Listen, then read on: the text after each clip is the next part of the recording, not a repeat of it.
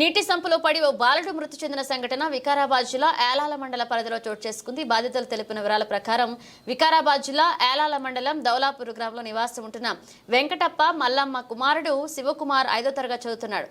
అయితే ఇటీవలే కురిసిన భారీ వర్షాలకు వెంకటప్ప నివాసం ఉంటున్న ఇల్లు ఒకసారిగా కూలిపోయింది. దీంతో ప్రభుత్వ అధికారులు వెంకటప్ప కుటుంబానికి పునరావాసం క్రింద గ్రామ పంచాయతీ కార్యాలయాన్ని కేటాయించారు. అయితే గ్రామ పంచాయతీ కార్యాలయంలో రోజువారీగా పంచాయతీ కార్యాలయానికి శుభ్రం చేస్తున్నందుకు నీరు తీసుకు వచ్చి సంపు వద్ద శివకుమార్ 10 సంవత్సరాల బాలుడు ప్రమాదవశాత్తు సంపులో పడిపోయాడు.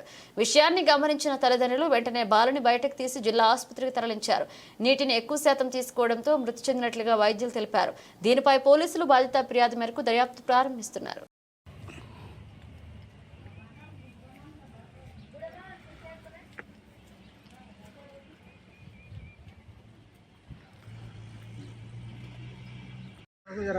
వచ్చి రూమ్ ఆడుతుంది సార్. పిల్లాడు నేను చేస్తుంటే కాలు జారి పడిపోయాడు. నాకేమన్నా జర సాయం చేయండి. 7 నిమిషాల చేసినాం కానీ పూర్తి బాధ్యత ఉండాలి కదా.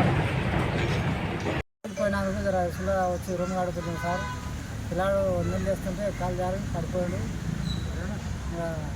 నాకేమన్నా జర సాయం చేయండి.